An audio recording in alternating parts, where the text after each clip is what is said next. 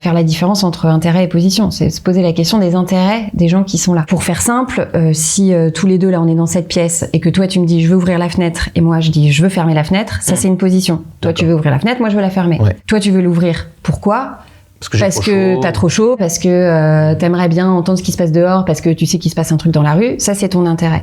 Et moi je veux qu'elle reste fermée parce que je trouve que c'est plus calme, parce que j'ai froid, etc. Ouais. Si on commence à discuter sur nos intérêts, alors peut-être qu'on peut trouver des solutions. Si j'ai froid, je peux prendre un plaid. En tout cas, si on commence à parler d'intérêts, on peut trouver des solutions créatives. Et nous, ce qui nous occupe régulièrement, c'est ça, c'est d'essayer de voir qu'est-ce qui nous rapproche, et à partir de ce qui nous rapproche, qu'est-ce qu'on peut inventer. Et souvent c'est pas du tout ce que l'un ou l'autre avait en tête avant de démarrer la discussion. Mais ça, c'est hyper important parce que ça doit marcher aussi dans le management ça marche classique. Tout le temps.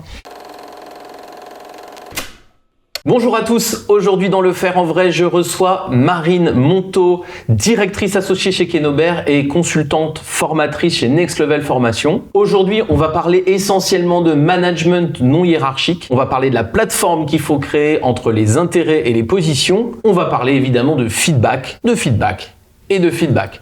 On y va. Salut Marine. Salut Patrick. C'est trop cool que tu sois là. Je te remercie de m'avoir invité. Eh ben ouais, attends, c'est normal. On va parler management pendant une demi-heure, 3/4 d'heure. Toi, le management, t'en fais depuis des années, d'une certaine façon, ou de plusieurs façons d'ailleurs. De plusieurs façons, ouais. T'as commencé comment alors ? C'est quoi ton parcours rapidement ? Alors c'est un parcours un peu avec des détours, on va dire. J'ai bossé dans une grande entreprise qui s'appelle Procter & Gamble, où là j'ai managé du coup une équipe. À l'époque, c'était mes premiers postes, mais... T'as fait du management dès le début, toi ? Ouais, parce que j'étais chef de zone, chef de secteur, tu vois, donc tu dois manager les gens qui bossent avec toi, qui viennent te faire tes rayons, etc. Bon, c'était petit, mais c'était déjà ça.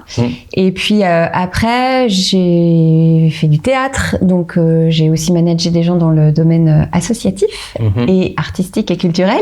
Et c'est pas si facile que ça. C'est une expérience. Ouais. Et puis, pour le coup, je travaille dans une boîte de formation depuis un petit moment, dans lequel je dois manager des gens dans des équipes qui s'appelle Next Level, qui s'appelle Next Level Formation, exactement. Où là, le management, il se fait à la fois sur les missions, puisque tu manages tes équipes en fonction des missions que tu crées avec tes clients, et en interne également, un management un peu particulier, parce que, enfin, on pourra en reparler. Mais bien sûr, on va y revenir. Chez nous, il n'y a pas de salariés, donc il n'y a pas de management hiérarchique. Voilà, c'est ça. Moi, je voulais qu'on parle un peu de cette coopérative. C'est pas une coopérative techniquement dans les statuts, mais ça ressemble à ça quand même dans la façon de fonctionner. Mais juste en plus, il faut bien comprendre qu'en plus Next Level, son métier, ce que vous vendez comme formation, c'est souvent autour du management. Pas toujours directement, il y a des soft skills plus globalement, mais il y a souvent autour du management. Donc t'es un peu triplement engagé dans le management, quoi. Il faut manager tes missions, manager cette drôle de boîte, et puis il faut aider les gens que tu rencontres à manager, quoi.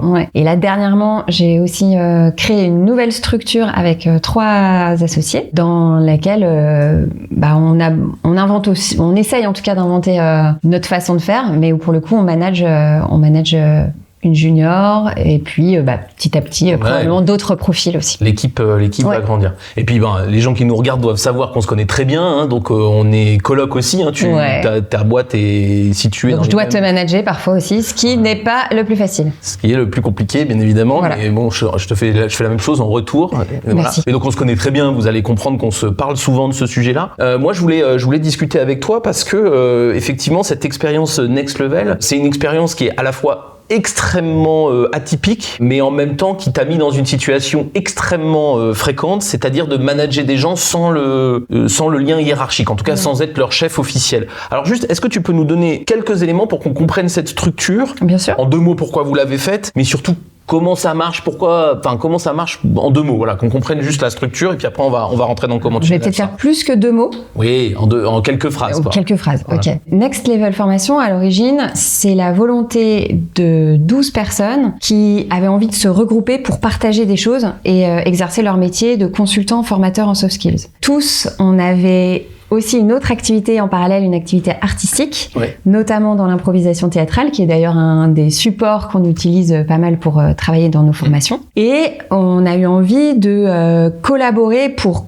créer une marque commerciale et pour échanger des bonnes pratiques et pour travailler ensemble parce que tout seul, parfois, on n'est pas assez pour faire des missions de formation. Ouais, et alors, au lieu de créer une boîte normale où vous salariez en fait de cette boîte avec 12 associés, ce qui aurait été tout à fait possible, classique, vous avez décidé de pas du tout avoir recours au salariat. Ouais. Pourquoi vous avez fait ça en deux mots ? On a fait ça parce qu'on avait besoin de liberté. Ouais. On avait envie d'indépendance aussi, et puis parce que on avait tous plein d'autres projets en parallèle et qu'on n'avait pas envie de se consacrer à une seule chose, mais justement à plusieurs et de pouvoir travailler ensemble autour de ça. Aujourd'hui, Next Level d'ailleurs, c'était 12 personnes, mais aujourd'hui c'est plutôt 25 adhérents. On a fait évoluer le modèle, donc c'est un groupement de personnes qui partagent une marque, qui partagent des pratiques, le goût aussi d'inventer des choses ensemble et d'apprendre ensemble, et qui ensuite développent une forme d'ADN quand même sur le terrain avec les clients. Ce qui est intéressant pour comprendre, c'est qu'on est vraiment à mi-chemin entre une entreprise, on va dire classique, où il y aurait une hiérarchie avec quelques managers et un certain nombre d'intervenants. Donc c'est pas ça, et c'est pas non plus un pur regroupement de freelance qui partagent un certain nombre de services support, parce qu'il y a une marque qu'il faut faire vivre ensemble et qui nécessite en fait du management. Et c'est là qu'on y vient, c'est que et c'est pour ça que moi je trouve que ça se rapproche un peu du management en mode projet ou de choses comme ça. C'est que il y a la nécessité de les manager. Alors on va parler des 12 des 11 quand c'est toi qui manages les 11 autres, mais les 12 puis les 20, mais au départ, sur les 12, il y a vraiment cette nécessité de faire ça. Et c'est pour ça qu'il faut mettre du management, quoi. Ouais, on s'est posé la question, justement, de la façon dont on pouvait piloter cette association, ce groupement. Comme, justement, on n'avait pas envie d'un modèle conventionnel là-dessus, on a installé un système de direction tournante, on va dire, qui, au départ, était partagé sur plusieurs rôles, qui a évolué petit à petit, mais donc, le but, c'était qu'on élise régulièrement les gens qui prenaient le rôle de piloter. Et toi, t'as eu ce rôle combien de fois ? Plusieurs fois. Et genre donc la boîte, elle a 10 ans à peu près. Elle a 10 ans. Simple. Ouais, sur les 10 ans, j'ai passé 6 ou 7 ans à des rôles de direction. Voilà, donc t'es la manager, on va dire, qu'il a le plus fait. Je pense, ouais.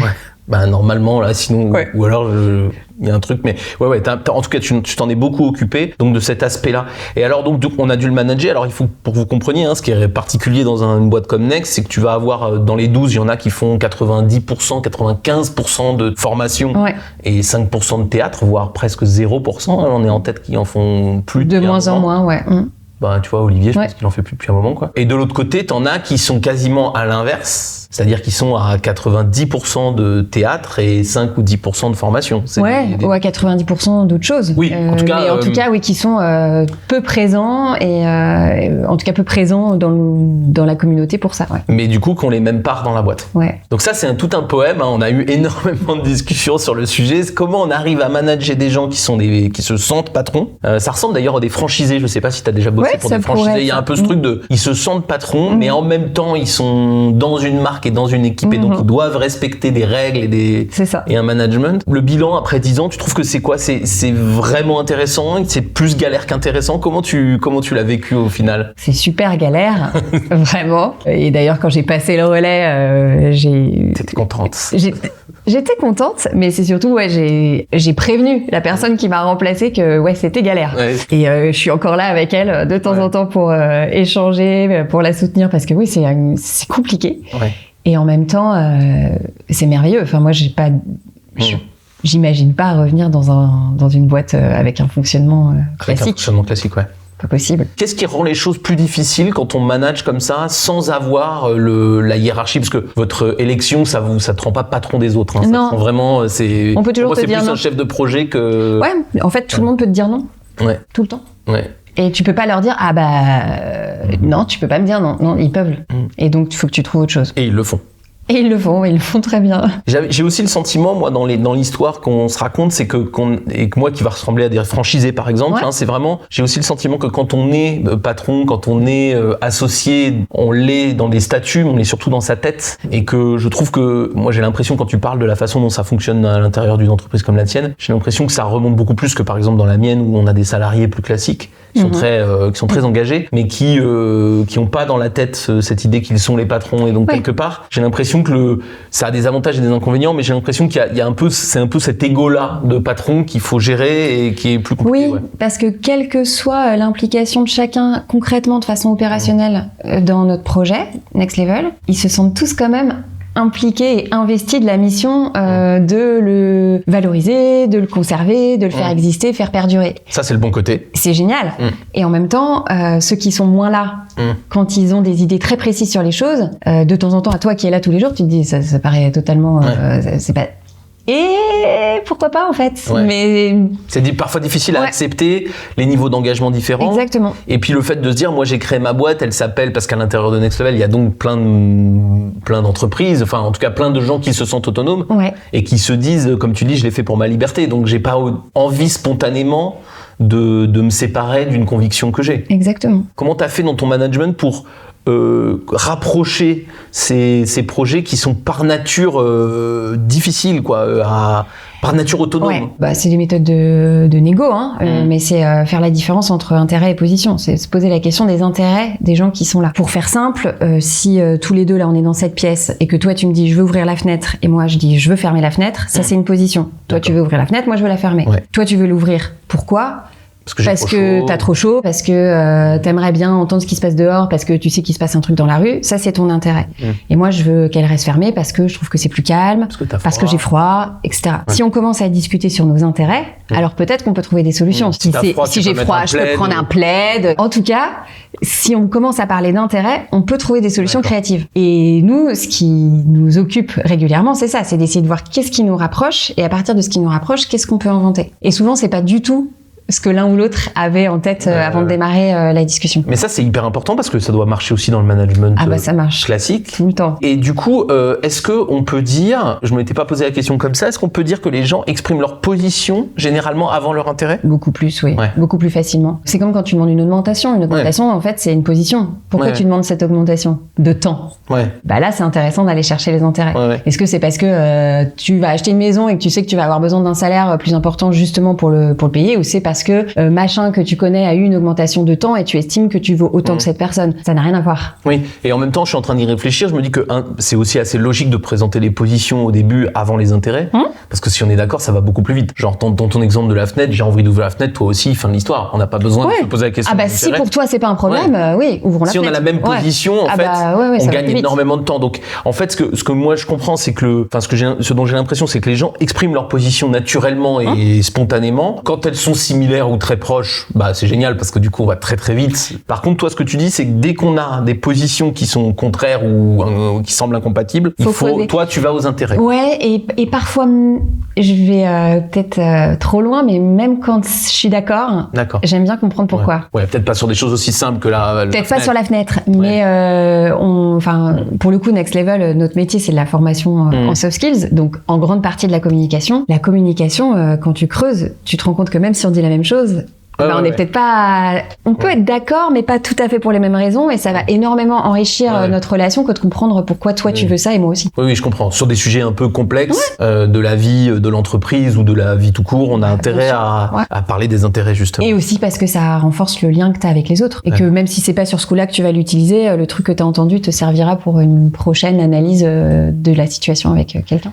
C'est intéressant de le prendre comme ça, et ça me fait aussi réagir à autre chose, c'est que je trouve que parfois dans les entreprises, on a l'intérêt est un peu mal vu, tu sais, il y a un côté, il fait ça par intérêt, tu vois, c'est une expression qu'on n'aime pas trop. Et moi, je suis le premier aussi à dire, mais non, mais en fait, ça fait partie de la vie d'avoir des intérêts, et je trouve que d'ailleurs, Next, de l'extérieur, j'ai souvent conseillé à ceux qui se posaient des questions, mais évoquez vos problèmes de sous, évoquez vos problèmes d'ego, parce qu'en fait, il faut pas être prude sur les intérêts. Non, bien sûr. Même s'ils sont pas toujours très nobles, c'est pas très grave. Mais c'est lié à la motivation. L'intérêt, c'est pas sale, c'est ce qui fait que tu as envie de faire les choses. Donc si tu écoutes l'intérêt des gens, que ce soit quelque chose qui te parle ou qui te parle pas, t'es obligé de faire avec si tu veux motiver et engager quelqu'un. Enfin ça, pour le coup, c'est très lié au management aussi. Je peux avoir de temps en temps un fit avec quelqu'un dont je vais tout à fait partager justement le mode de vie, de compréhension, d'analyse du monde. On a des intérêts similaires. Quelqu'un qui a pas les mêmes intérêts mais avec qui je dois travailler, C'est super important de les prendre en compte, même si c'est pas mon truc. Évidemment, sans les juger, évidemment. C'est des leviers, et il faut les prendre en compte, parce que c'est grâce à ça que tu vas pouvoir créer de l'engagement, de l'envie, du désir, et aussi même de la coopération, et un truc agréable. Et donc ça, c'est le premier truc que tu m'as dit donc dans ta façon de manager Next. Ouais. Donc c'est le truc qui t'est venu en tête, qui marche, ça va être le cœur de ton management quand t'es en non hiérarchique. Oui, parce que c'est en impro, on parle de plateforme. Nous, on utilise donc pas mal d'improvisation théâtrale. Et le théâtre d'impro, c'est quoi? C'est des gens qui vont construire une histoire sans l'avoir préparée. Et en fait, c'est quand même pas mal l'histoire de la vie. Chaque conversation, c'est ça. Et ce qu'on fait, c'est que chacun arrive avec son univers, et ce qu'on va chercher qui va nous permettre de construire une histoire, c'est une plateforme. Le principe des intérêts, c'est la même chose. C'est que j'ai quelqu'un en face de moi qui est peut-être pas du tout sur la même planète. Pour autant, si on trouve un intérêt commun, c'est une plateforme sur laquelle, ça y est, on peut commencer à construire des choses dont on n'a pas idée au début. Mais en tout cas, c'est un truc solide. Mais ça, c'est vraiment important parce que moi, je trouve qu'il y a plein de conflits dans les entreprises ou dans la vie en général qui sont sûrement liés au fait qu'on ne va pas chercher les plateformes et que, en fait, elles existent, dans mon expérience, mais je pense dans la tienne aussi, quasiment toujours. Plus ou moins petites, plus ou moins instables, mais en tout cas, il y en a. Ouais, quand elles sont petites, évidemment, elles sont moins stables et elles durent un peu moins longtemps. Alors ça, c'est la chose qui est arrivée en premier dans ta liste. Il y a quelque chose d'autre qui te vient sur les choses qui vont marcher, ou en tout cas qui sont tes réflexes dans le management non hiérarchique comme ça? Ouais, le corollaire des intérêts, c'est l'écoute. En tant que manager, et puis moi, c'est un peu mon caractère aussi, j'ai souvent une vision des choses. Donc t'arrives, t'as envie de développer ta vision, t'as envie de dire, voilà, on va faire ça, ça va être super. Et en général, ça marche pas. En tout cas, pour moi, ça marche pas. Ça marche pas si t'es pas passé par un temps d'écoute, ce qui fait que tu peux connecter ta vision aux besoins des autres. Et même quand t'as fait ça, parfois ta vision, elle prend pas. Et donc, je dirais que l'autre truc qui m'aide beaucoup dans ce management-là, ou qui m'a beaucoup aidé, c'est lâcher prise et patience, quoi. C'est que ton rythme à toi n'est pas celui des autres. Et quand, en plus, t'as pas de lien hiérarchique, tu peux pas imposer ton rythme. T'es obligé de faire avec le rythme des autres. Lâcher prise et patience. Et une autre façon de le dire, c'est que t'as abandonné beaucoup de choses? Ou en tout cas, temporairement abandonné beaucoup de choses? Non, j'ai pas abandonné les choses, mais j'ai revu le rythme. J'ai revu... le point d'arrivée que j'ai fait bouger, et j'ai revu les formats pour avancer. Je crois pas avoir abandonné vraiment grand chose sur le fond. Tu vois, je suis en train de penser là maintenant, mais non, c'est juste que ça a pris d'autres chemins. D'accord. Et que ça va moins vite, ça se fait avec des choses que t'avais pas prévues, donc ça déteint sur d'autres choses que tu peux faire. Bon. Est-ce que c'est ça qui est difficile quand tu disais au début, c'était difficile, et quand j'ai trouvé, c'est ça qui est dur? C'est épuisant parce que dans ce groupement-là, moi, j'ai souvent eu le rôle de moteur, tu vois, de faire avancer les choses, et t'as l'impression de te prendre des portes à chaque fois, quoi. Ouais, t'as beau savoir ce qui est en train de se passer, qu'il faut que tu revoies tes trucs et tout. Émotionnellement, c'est très dur, parce que le réflexe que t'as, c'est de dire non mais arrêtez quoi. Moi, j'ai bossé pour vous préparer le truc, je vous le mâche, etc. Et là, non, vous me soulignez le point 3 de la phrase 2, et donc faut tout refaire. Oh. Non. Et surtout pour ces fameux profils où de temps en temps, tu vois, ils sont pas là, ils arrivent une fois, ils te disent ah non, ça va pas. Et en fait, au fond, ils ont raison. Ils ont raison, mais sur le coup... Non, sur le coup, c'est énervant. Sur le coup, c'est très dur. Je pense qu'il y a plein de gens qui sont chefs de projet ou qui managent en non hiérarchique, qui ont ce genre d'expérience. Racontez-nous, parce que moi, je trouve qu'il y a un truc qu'il faut faire dans ce moment-là, c'est racontez-le. Enfin, je sais que toi, tu m'as souvent raconté, tu te dis, j'en peux plus. Mais bien sûr. Parce que sur le coup, on n'en peut plus. Mais non, t'en peux plus. Et je pense que pour les chefs de projet, typiquement, c'est aussi quand leur boss, pour le coup, arrive, alors qu'ils ont tout bien préparé, qu'ils leur disent, non, reprends tel truc. Slide 8, ligne 4. Non, mais ça, en fait, ça va pas. Du coup, faut que tu refasses. Et parfois, en te demandant, en tant que chef de projet, moi, je l'ai vu dans les gens que je peux accompagner, quelle est la légitimité que ton chef a pour te dire ça, alors qu'en fait, il est pas dedans. Et pourtant, tu dois faire avec, là, parce que c'est ton chef.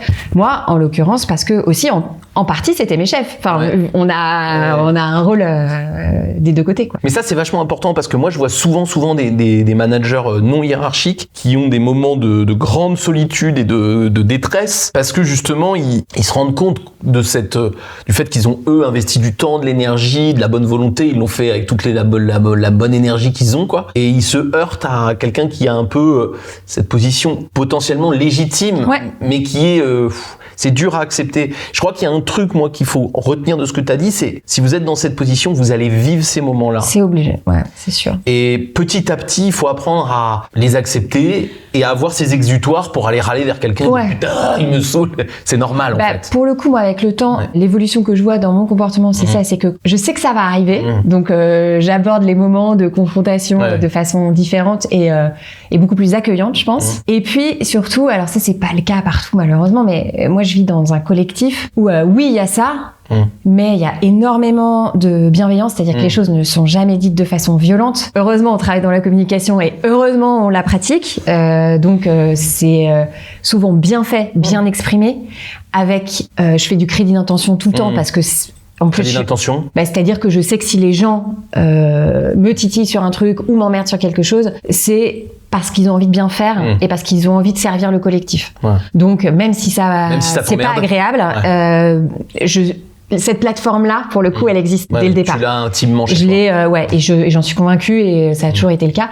Et puis en fait, j'ai aussi eu beaucoup de reconnaissance. C'est-à-dire que j'ai de la galère, mais j'ai beaucoup de reconnaissance. J'en ai eu tout le temps. Et ça te nourrit beaucoup. Si on résumait un peu la position, moi j'ai l'impression que ce qu'on pourrait se dire, c'est vous êtes manager hiérarchique, il faut avoir une plateforme à l'origine et puis essayer justement, comme tu disais sur le crédit d'intention, de regarder votre projet, de regarder vos relations sur des durées un peu longues, parce que au jour le jour, il y aura des journées de merde. Mais bien sûr. Obligé. Il y en a dans le management hiérarchique aussi, mais elles sont pas de même nature. Donc, tu auras des journées de merde. Et c'est pas possible de les éviter vraiment. Mais par contre, si tu as bien le regard global sur ce que tu vis, que tu connais bien les gens avec qui tu le fais, etc., ça va aller mieux et tu vas réussir à passer ces mauvais moments. Ouais. Et les journées de merde, c'est souvent aussi parce que en management non hiérarchique, tu peux te sentir très seul. À porter la charge mentale, la responsabilité aussi. Et ça, c'est super important d'avoir des complices pour t'aider à ça. Alors, la plateforme, tout ça, c'est conceptuel. Tu sais qu'en fait, t'es pas seul parce que tout le monde est avec toi. Mais au fond, les gens qui vont t'aider dans ces moments-là, c'est la personne qui est à côté, à qui tu peux raconter, à qui tu peux vider ton sac, ce qui te permet de prendre de la hauteur. Et moi, j'ai la chance d'avoir pour ça des super complices. Toi, t'as Charlie, moi, j'ai Pauline, par exemple. Ouais, puis même on s'en parle nous deux, de toute façon. Ouais, mais t'es pas tout à fait à la hauteur de Pauline. Je me doute, mais je veux dire, ça fait partie du truc d'en avoir aussi plusieurs.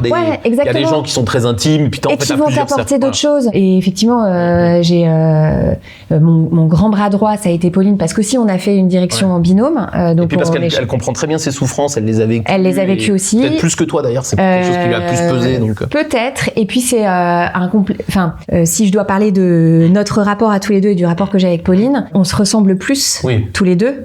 Donc je vais avoir une facilité à vider mon sac émotionnel avec toi, où tu vas aller dans mon sens et je vais pas me poser trop de questions. Tu me confortes et donc c'est hyper agréable et c'est rassurant.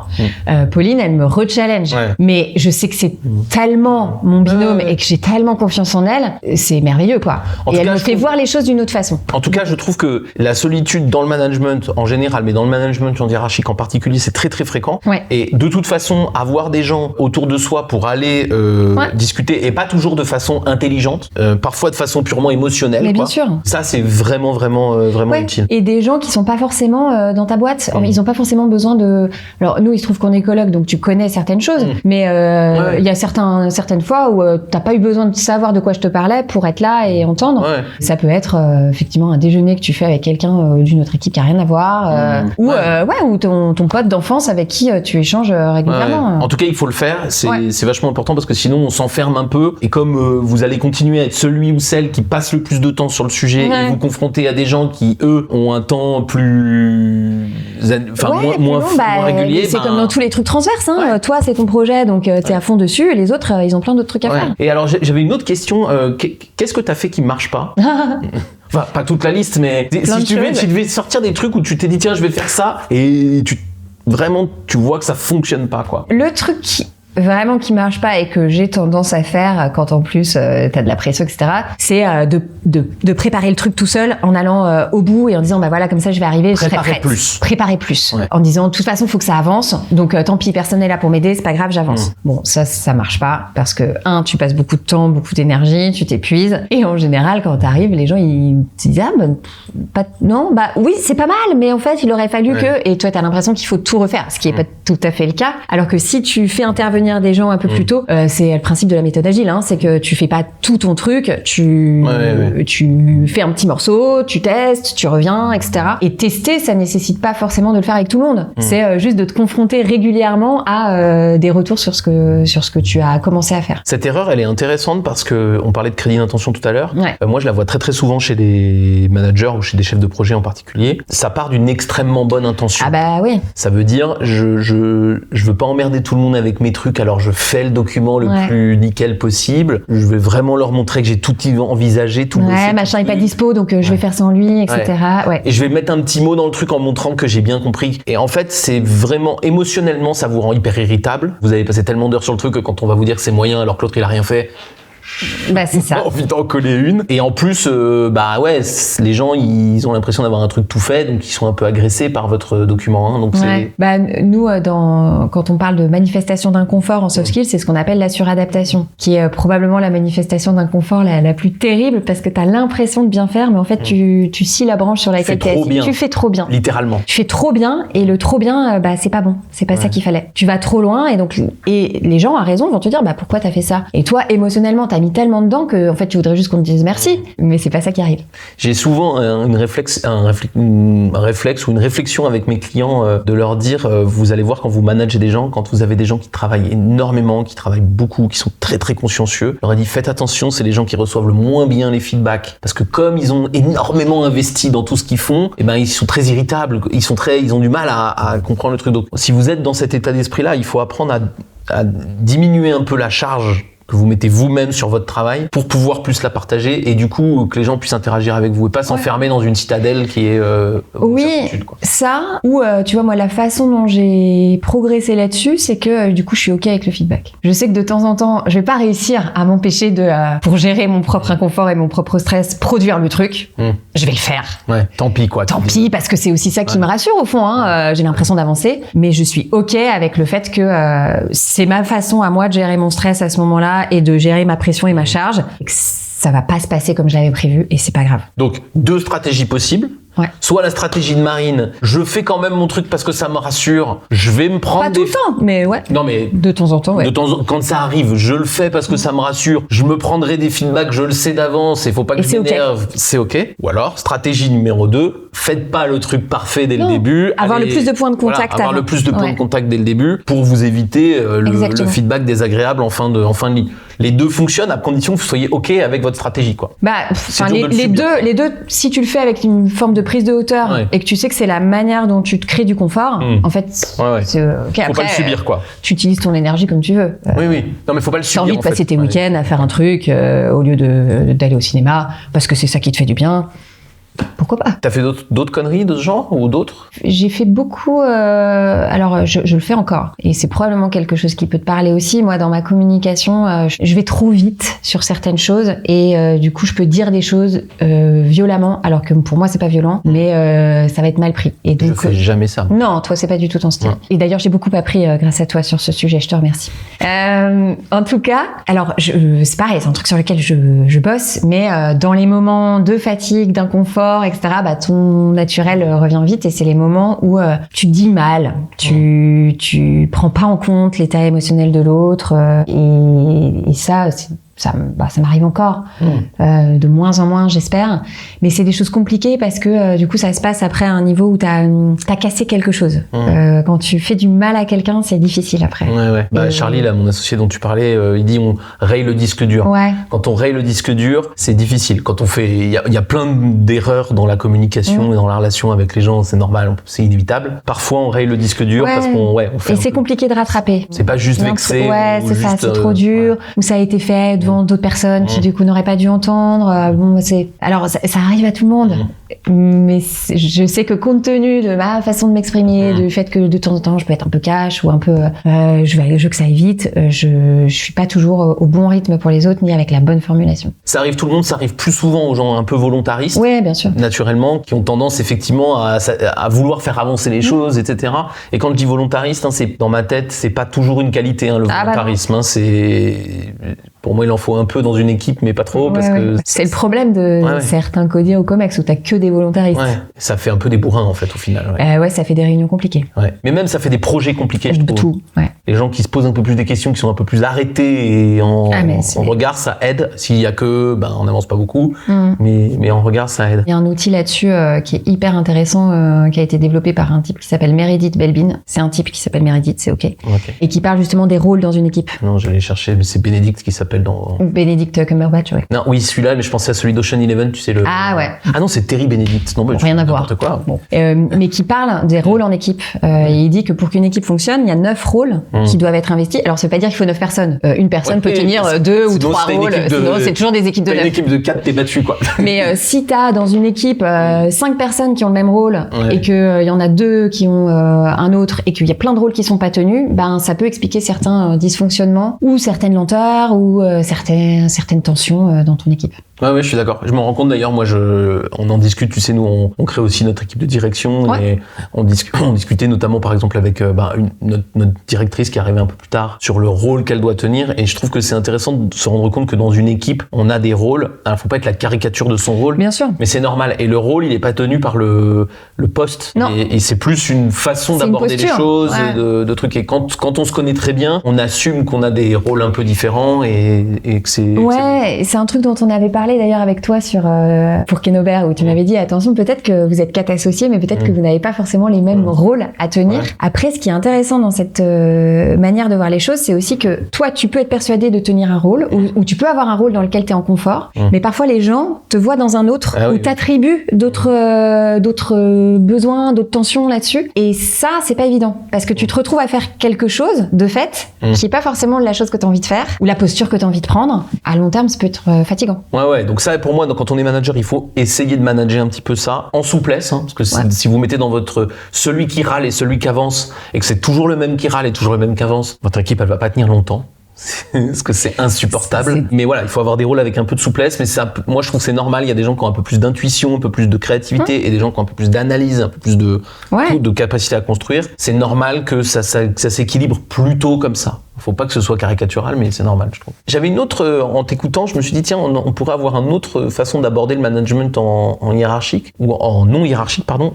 C'est un peu de se mettre de l'autre côté, parce que moi, ce dont je me rends compte, c'est qu'aussi, toi, tu dois faire des efforts de crédit d'intention, de trucs, mais que parfois, les gens sont quand même très maladroits quand ils travaillent avec des gens, des chefs qui n'en sont pas vraiment. Quel conseil on donnerait si vous êtes animé par un chef de projet, la connerie à pas faire, ou qu'est-ce qu'on pourrait donner comme conseil à celui ou celle qui interagit avec des gens comme ça pour un peu vous faciliter la vie, pour pas que ce soit cette espèce de solitude absolue là? Qu'est-ce qu'on pourrait leur dire? Pour le coup, moi j'ai la chance d'être dans un collectif où malgré de temps en temps les complications, j'ai des gens qui faisaient attention à moi. Donc je te dis beaucoup de reconnaissance. Dire que ça va avant de donner ou en tout cas non, pas forcément parce que c'est pas au même moment, mais tu vois, c'est des fois où j'ai pris l'initiative, j'envoie un message à tout le monde pour dire ça et je reçois des messages qui me disent juste merci, ce que t'as fait c'est super.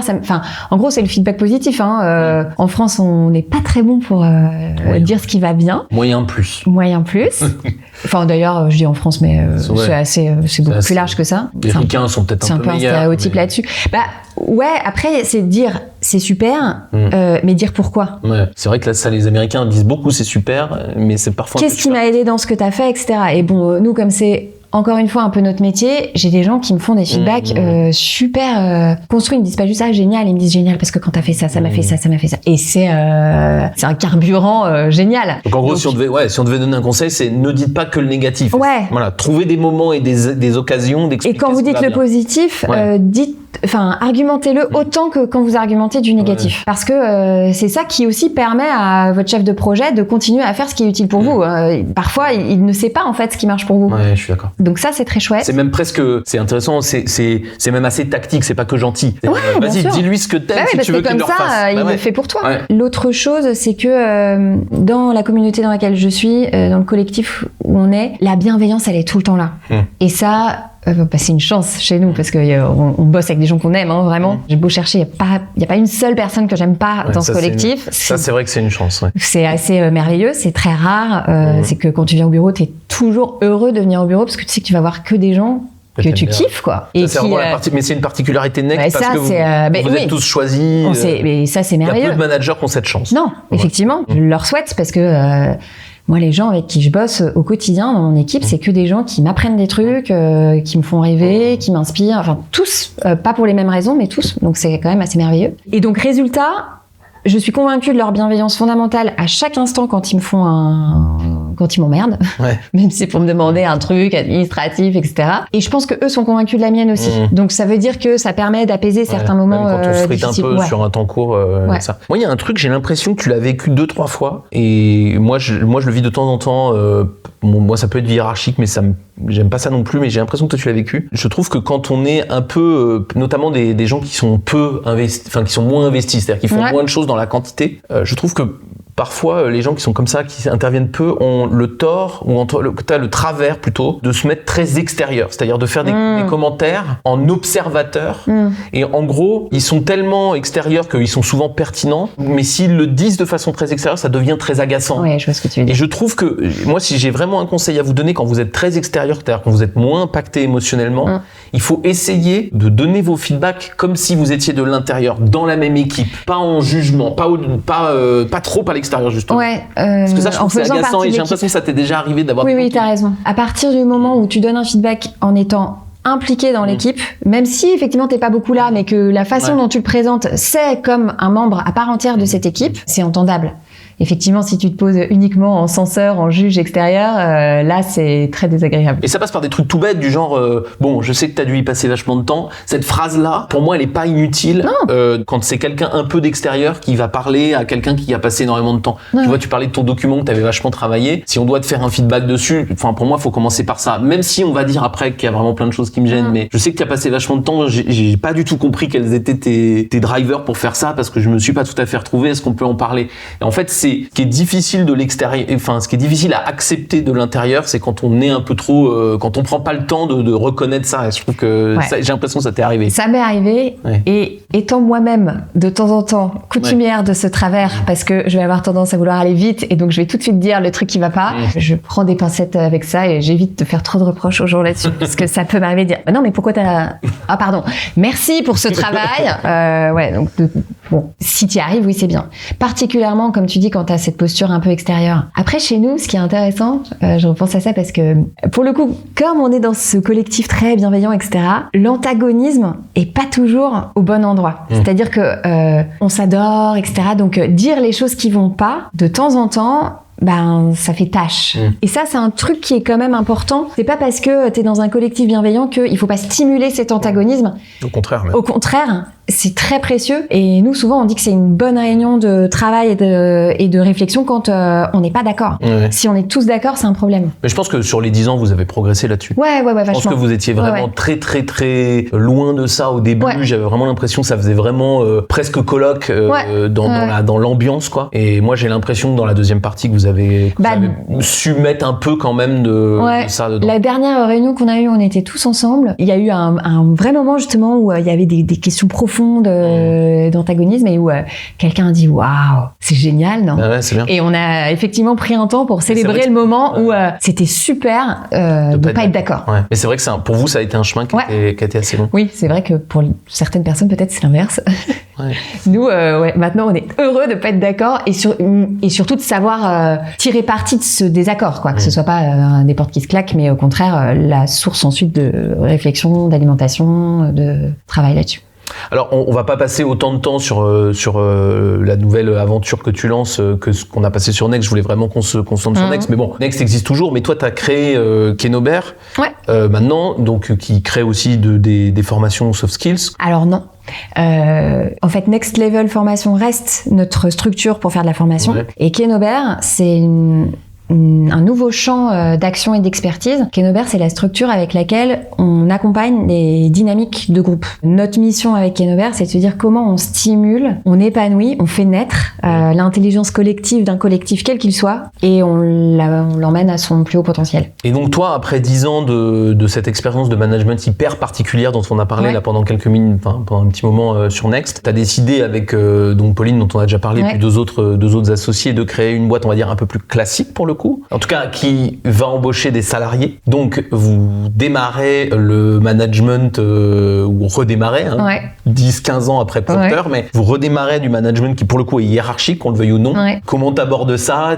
T'es contente de revenir aussi, refaire un peu ce genre de management? Ça t'amuse? Eh ben, ouais, ce qui m'amuse, c'est que on sait pas encore exactement ce qu'on va faire. Le sujet, d'ailleurs, on a une journée de travail ensemble lundi, et le sujet de lundi, un des sujets, c'est quelle structure, pas au sens juridique, mais quelle organisation on veut créer, qu'est-ce qu'on veut tester, quel management, comment on travaille ensemble, qu'est-ce qu'on invente, et on associe à ça tout le monde. Enfin, du coup, on n'est pas que entre quatre associés à discuter de ça. Mais bon, tu verras, c'est inévitable.